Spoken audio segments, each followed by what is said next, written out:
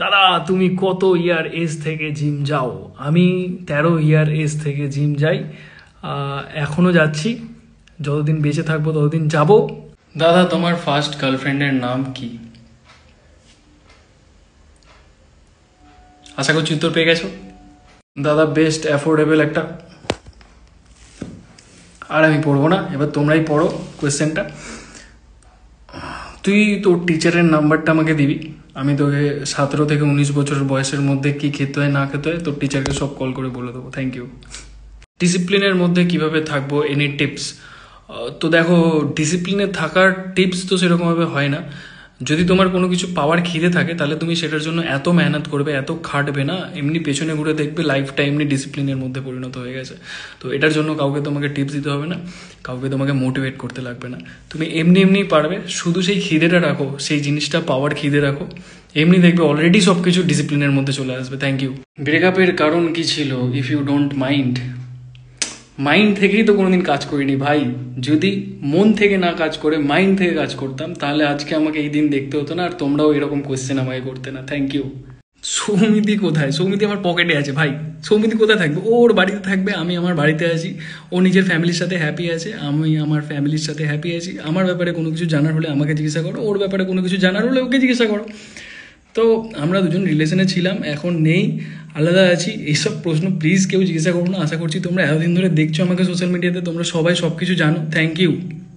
দেখো, এই কোয়েশ্চেনটার অ্যান্সার দিতে গিয়ে আমার সেই দিনটা খুব মনে পড়ছে। প্রথমবার যখন আমি স্টেজে উঠেছিলাম, আমি ভেবেছিলাম হয়তো জাজেসরা আমাকে পোজিং করে অন্তত দেখবে। আমার ফিজিক ভালো ছিল না ভাই, আমি মোটা ছিলাম, ডিস্ট্রিক্ট কম্পিটিশান ছিল, স্টেজে উঠেছিলাম 70 কেজিতে। দিয়ে জাজেস আমাকে বললো যে স্টেজের ডান দিকে তাকাও, আমি স্টেজের ডান দিকে তাকালাম, বললো এবার সোজা নেমে যাও, আমি সোজা নেমে গেলাম। তো এরকম হয়েছিল আমার সাথে, আর প্রত্যেকটা অডিয়েন্স হেসেছিল ভাই, সবাই আমার ওপর হেসেছিল। আমার খুব কষ্ট হয়েছিল, বাট নেক্সট ইয়ার ওই কম্পিটিশানটার, ওই ডিস্ট্রিক্ট কম্পিটিশানটার হুগলিশ্রী আমি ওভারঅল চ্যাম্পিয়ন মেরেছিলাম। তো এটাই হচ্ছে আমার রাগ, আমার জেদ, ঠিক আছে? আমি যদি যেটা ভেবে নিই ভাই সেটা করব, সেটা আমি করে ছাড়ি, রাত দিন এক করে দিই ভাই। বিশ্বাস করো আমার ভুল হয়েছে, বিশাল বড় ভুল হয়েছে তোমাদের সাথে কিবেনে খেলতে গিয়ে। তোমরা আমার জীবনের সাথে খেলছো এইসব প্রশ্ন জিজ্ঞাসা করে। এখানে এত ডেঞ্জারাস প্রশ্ন করেছে সবাই, মানে সবার মাথায় এত ভয়ঙ্কর থটস ঘোরে ভাই, আমি আজকে জানলাম। যখন এই বডি বিল্ডিং জার্নি শুরু করেছিলে বাড়ির লোক, আচ্ছা এই কোয়েশ্চেনটার একটা দারুণ উত্তর আছে আমার কাছে, শোনো। আমার বাবা মা দিলে অ্যান্সারটা, আর হয়তো তোমাদের বেশি ভালো লাগতো। তো আমি যখন বডি বিল্ডিং শুরু করেছিলাম, রোজ সন্ধ্যাবেলায় সাইকেল নিয়ে বাড়ি থেকে বেরোতাম। আমার বাবা মা বলতো যে ওই যে লাট সাহেব চললেন ঘরের খেয়ে বোনের মোষ তাড়াতে। তো এটা হচ্ছিল আমার বাড়ি থেকে সাপোর্ট। আর সেটা আস্তে আস্তে বড় হওয়ার পর চেঞ্জ হয়ে গেল। বাবা মা বুঝতে শিখলো যে আমার যে প্যাশনটা সেটা আমার প্রফেশনাল লাগোয়া, মানে আমি এখান দিয়ে বডি বিল্ডিং করতে করতে আমার চারিদিকে রাস্তাগুলো আরও বেশি খুলে যাচ্ছে, আমি হয়তো আরও বেশি আর্ন করতে পারবো। তখন আমার বাবা মা এখানে সাপোর্ট করলো। তো সেই জিনিসটা তোমাদেরকেও বোঝাতে হবে আগে বাবা মাকে, তারপর তোমাদের বাবা মাও সাপোর্ট করবে। Thank you. Pre and post workout ড্রিঙ্কের ব্যাপারগুলো আগে ক্লিয়ার করে দিই, তাহলে জিনিসগুলো তোমাদের বুঝতে সুবিধা হবে। পোস্ট ওয়ার্কআউট ড্রিঙ্ক হচ্ছে সেটা যেটা আমাদের মাসেল রিকভারি করতে সাহায্য করে। যেমন ধরো ওয়ে প্রোটিন। ওয়ে প্রোটিন আমাদের শরীরে কোনো রকম সাইড এফেক্ট দেয় না যদি ভালো কোম্পানির আইসোলেট ওয়ে প্রোটিন হয়। এইবার আসছি প্রি ওয়ার্কআউটে। প্রি ওয়ার্কআউট জিনিসটা কোম্পানিরা বিভিন্ন রকম এক্সপেরিমেন্ট করে বানায়। এর মধ্যে বিভিন্ন রকম স্টিমুলেন্টস ইউজ হয়, ক্যাফেন ইউজ হয়, বেটালাইন ইউজ হয়, এফেড্রাও ইউজ হয় কিছু কিছু কোম্পানির প্রি ওয়ার্কআউটে। তো এগুলো আমাদের শরীরের জন্য অনেক ক্ষতিকারক। তো আমি সবসময় আমার ক্লায়েন্টসদেরকেও বলি, তোমাদেরকেও বলছি, যদি ইউজ করতে হয় ভালো কোম্পানির একটা পোস্ট ওয়ার্কআউট ড্রিঙ্ক ইউজ করতে পারো, যেটা হচ্ছে ওয়ে প্রোটিন। প্রি ওয়ার্কআউটের যদি খুব তোমার কাজের চাপ না থাকে, খুব যদি তোমার হেকটিক লাইফ না থাকে, তাহলে প্রি ওয়ার্কআউট ইউজ করতে যেও না, এটা ডেঞ্জারাস হতে পারে তোমাদের জন্য। Thank you. দাদা কম্পিটিশনের সময় কতদিন তুমি বাইরের খাবার খাও? ভাই এইসব প্রশ্নের উত্তর আমি সবার সামনে দিতে পারবো না, আমাকে একটা ইমেজ মেনটেন করতে হয়। তো ইয়ার্কি মারছিলাম ভাই। কম্পিটিশনের সময় আমি 2 মাস 3 মাস বাইরের খাবার অ্যাভয়েড করি পুরো। আমার ফেভারিট জাঙ্ক ফুড ভাই, খাওয়ালে আরও বেশি শান্তি লাগতো জিজ্ঞাসা না করে। যাই হোক, আমার ফেভারিট জাঙ্ক ফুড হচ্ছে biryani. Mister India body building competition খেলার জন্য মিনিমাম অ্যামাউন্ট কত লাগে দাদা? দেখো, মেন্স ফিজিকের জন্য আলাদা ফিজ লাগে, বডি বিল্ডিংয়ের জন্য আলাদা লাগে। মেন্স ফিজিকের 3000 রেজিস্ট্রেশন ফিস, বডি বিল্ডিংয়ের 2000। দাদা একটা জিনিস বুঝছি না, মাসেল গ্রো করতে হলে কি রাতে তাড়াতাড়ি ঘুমাতে হয়? না, রাতে কি করতে হয়, ফোনে ভালো নেট কানেকশন থাকতে হয়, দিয়ে তারপর ফোনটা নিতে হয়, নিয়ে বুঝতে পেরেছো? দাদা তোমার কি বিয়ে হয়ে গেছে? এই প্রশ্নটা দেখে আমার একটা ইনসিডেন্ট মনে পড়ে গেল। কদিন আগে আমি একটা বিয়ে বাড়িতে গেছিলাম। বিয়ে বাড়িতে গান ফান বাজছে, সবাই খুব মজায় আছে। তো আমারও ভালো লাগছে, সবাই নাচছে ফাচ্ছে। বাট আমি না তারপর সবার ফেসগুলো ভালোভাবে দেখা শুরু করলাম, আর দেখে বুঝতে পারলাম একটা জিনিস, যে বিয়ে বাড়িতে এনজয় তারাই করছে যারা সিঙ্গেল, আর যারা বিবাহিত নিজের বউকে নিয়ে বিয়ে বাড়িতে গেছে তাদের মুখ ভাই, তাদের মুখ থেকে এত কষ্ট এত দুঃখের একটা বহির্প্রকাশ হচ্ছে না, তোমার দেখে বুক ফেটে আমি কথা দিলাম। আর আমি চাই ভাই আমি সারা জীবন এইভাবে হ্যাপি থাকতে, আমি চাই না এরকম দুঃখ এরকম কষ্ট জীবনে। তাই জন্য এখনও হ্যাপি আছি, হ্যাপি থাকতে চাই। আর সেকেন্ড কথা হলো যে আমি কি কাজ করি, আমি অনলাইন ট্রেনিং করাই, কিছু ব্র্যান্ডস আছে তাদের সাথে কাজ করি, এইভাবে আমি আমার নিজের জীবিকা নির্বাহ করি। Thank you. প্রথম কথা হচ্ছে আমার মনে হয় না আমি এখনও সেই রকম বয়সে এসেছি যে বয়সে দাঁড়িয়ে এত বড় একটা দায়িত্ব নিতে পারবো। আর সেকেন্ড কথা হচ্ছে পাত্রী পাচ্ছি না ভাই। আমার সাথে একবার দেখা করতে চাও তো আদিসপ্তগ্রাম চলে আসো, স্টেশনের পাশে একটা জিম আছে গ্রাসরুট ফিটনেস, সেটা আমার বাড়ি থেকে খুব কাছে। ওই জিমে আমি বেশিরভাগ সারাদিনই পড়ে থাকি, কারণ আমার বাড়ি ঘর দৌড় নেই। Thank you. দাদা তোমার হাইট কত? এই প্রশ্নটা সবাই এমনভাবে জিজ্ঞাসা করে যেন আমার জন্য কেউ পাত্রী খুঁজছে। যাই হোক, আমার হাইট 5'8". Thank you. দাদা তোমার নেক্সট কম্পিটিশনের প্রিপারেশন কবে নিচ্ছ? নেক্সট কম্পিটিশন খুব শিগগিরই অ্যানাউন্স করবো আমি, বাট তার আগে আমার বাড়ির কিছু কাজ আছে, সেই কাজগুলো কমপ্লিট করতে হবে আমাকে। সেগুলো এখন চলছে, কাজ চলছে, তার জন্য আমি এখন ডায়েট ভালোভাবে করতে পারছি না। আর সারা জীবন ডায়েট করাটা খুব একটা হেলদি ব্যাপার না। আমাদের যে লাইনটা আছে না, ওটাতে অনেক কিছু স্যাক্রিফাইস করতে হয়, কার্বস ছেড়ে দিই, নুন ছেড়ে দিই, জল ছেড়ে দিই, এইসবগুলো ভাই শরীরের জন্য সবসময় ভালো না। তো এখন রিকভারি প্রসেসে আছি, কিছুটা দিন যাক, তারপর আবার শুরু করব, জাস্ট 2-1 মাসের মধ্যে ভাই, খুব তাড়াতাড়ি জানাবো তোমাদেরকে।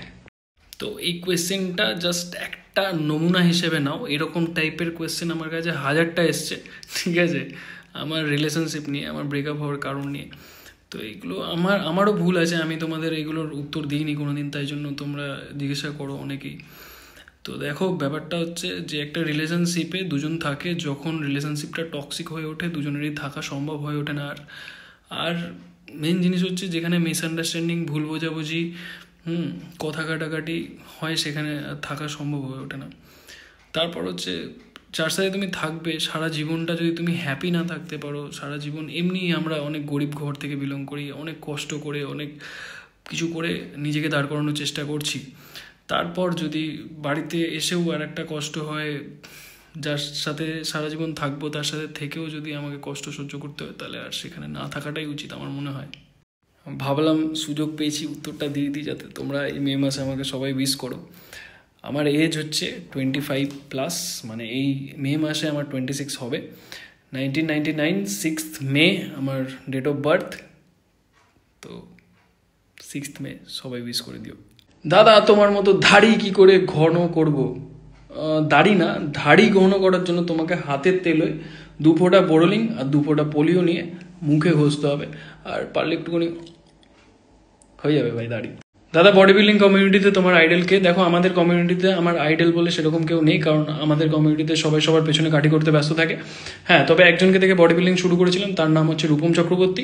আমি যখন ছোটবেলায় একটা জিমে যেতাম তাকে দেখতাম, বিভৎস হ্যান্ডসাম দেখতে ছিল ভাই, বিভৎস ফিজিক ছিল, দেখে মনে হতো না এরকম টাইপের একদিন দেখতে আমাকেও হতে হবে, তাই জন্য চেষ্টা করতাম বডি বিল্ডিং করার।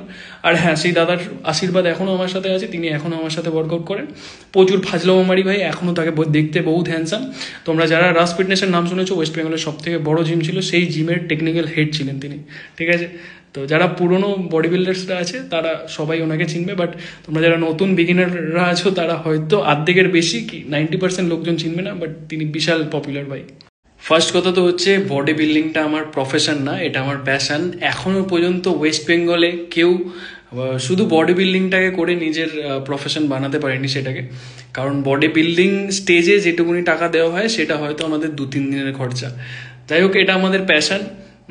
প্যাশনটাকে ভালোবেসে ছোটোবেলা দিয়ে অনেক হার্ডওয়ার্ক করেছিলাম, তার জন্য অনেক রাস্তা খুলে গেছিলো, যার ফলে আমি বড় হয়ে কাজবাজ করছি।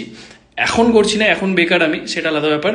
কিন্তু যেটুকুনি যা কাজ করি সেই টাকা দিয়ে জমিয়ে আমি বডি বিল্ডিং কম্পিটিশন খেলি। আর হ্যাঁ, কারোর কাছে হাত পাতি না, নিজের টাকায় নিজে বডি বিল্ডিং করি। ও ভাই সাহাব, এই কোয়েশ্চেনটা আমি এক্সপেক্ট করিনি। তাও তোমাদের একটা জিনিস বলছি, শোনো। সবাই নিজেকে নিজের ফিল্ডের না বাপ মনে করে, বাট বাপেরও বাপ থাকে, এটা মনে রাখতে হবে তোমাদের। আর একটা জিনিস, যদি কোথাও কোনো জায়গায় তোমার ফ্রিডম আটকে যায়, কোনো জায়গায় তোমার কাজ করার স্বাধীনতা চলে যায়, তোমাকে অন্য ফিল্ডের লোক এসে জ্ঞান দেয় তোমাকে কিভাবে কাজ করতে হবে, কিভাবে লোকদের মানে পরিষেবা দিতে হবে, তাহলে সেই জায়গায় মনে হয় না যে তুমি কাজ করে কোনোদিন বড় হতে পারবে। আর আরেকটা জিনিস, আমি যে টাইটেলটা অ্যাচিভ করেছিলাম সেটা কোনোদিন এই জায়গায় থাকলে পারতাম না, তাই জায়গাটা ছেড়েছি। আশা করছি তোমাদের বোঝাতে পারলাম। Thank you. দেখো, হাইটের সাথে ওয়ার্কআউট করার কোনো সম্পর্ক নেই, এটা আমি আগেও অনেকবার বলেছি। শুধু একটা জিনিস তোমাদের মাথায় রাখতে হবে, এই এজে কোনো রকম নেশাবানের সাথে যুক্ত থেকো না, কারণ এই এজে তোমরা নেশাবান করলে ইন্টারনাল হেলথ অনেক খারাপ হয়ে যায়। এবার এটা নিয়ে অনেকে আর্গুমেন্ট করে, বলে যে নেশাবানের সাথে হাইট বাড়া কমার কোনো সম্পর্ক নেই, কারণ তারা নিজেরা ভাই মাতাল, নিজেরা নেশাগ্রস্ত বিভিন্ন রকম জিনিসের সাথে, তাই জন্য তারা এই কথাগুলো নিয়ে অনেকে ঝামেলা করতে আসে আমার সাথে। তো আমার দেখো কিছু যায় আসে না, আমি যেটা পড়েছি, যেটা জেনেছি, যেটা জানি সেটা তোমাদেরকে বলি। তোমরা কিভাবে নেবে সেটাকে তোমাদের ওপর। তোমরা যদি মনে করো যে নেশাপান করলে হাইট বাড়বে, ওয়ার্কআউট করলে হাইট কমবে না, তাহলে তোমরা সেটা করতে পারো। Thank you. প্রথম কথা হচ্ছে, তোমরা এখন যে এজে আছো সেই এজে ভালোভাবে এক্সারসাইজগুলোকে এক্সিকিউট করার চেষ্টা করো, সেগুলোর উপর মাস্টারি করো। বাড়িতে এসে ঘোড়ার ডিম খাও, ডাল ভাত চোখা যাই খুশি খাও, তাতেই ভালো ফিজিক হবে। আর সেকেন্ড কথা হচ্ছে, এই মাস গেনের আমি কোনোদিন প্রমোট করিনি, তো সেটা তোমার কোনো রকম সাপ্লিমেন্টের দরকার পড়ে না ভাই তোমাদের এজে। সিরিয়াসলি বলছি, একবার চেষ্টা করে দেখো, ওয়ার্কআউটের উপর ফোকাস করো, বাড়িতে এসে যাই খুশি খাও। 21 বছর বয়স অবধি তোমরা যা করবে তাতেই ভালো ফিজিক হবে, ঠিক আছে? মাস্টারবেশনের ওপর আমি আগেও অনেকগুলো ভিডিও বানিয়েছি, আমার প্রোফাইলের পুরনো পোস্টগুলো গিয়ে চেক করো, সেখানে তোমরা পেয়ে যাবে। আর দেখবে একটা কেবল রোয়িং মারছিলাম একটা ভিডিওতে, সেখানে ব্যাকগ্রাউন্ডে মাস্টারবেশন নিয়ে অনেক কিছু বলেছি ডিটেলসে, যেটা এইখানে 1 মিনিটের ভিডিওতে বলা সম্ভব নয়। তো যাও, ওইটা গিয়ে চেক করো। আশা করছি তোমাদের এই ডাউটগুলো ক্লিয়ার হয়ে যাবে। Thank you. অবশ্যই ভাই, জিম করলে অনেক খেতে হয়, তবে সেটা কোয়ালিটি ফুড খেতে হয়। যদি তুমি ভাবো যে জাঙ্ক ফুড বেশি কোয়ান্টিটিতে খেলে বডি বিল্ডিং করা সম্ভব, সেটা কখনোই সম্ভব না।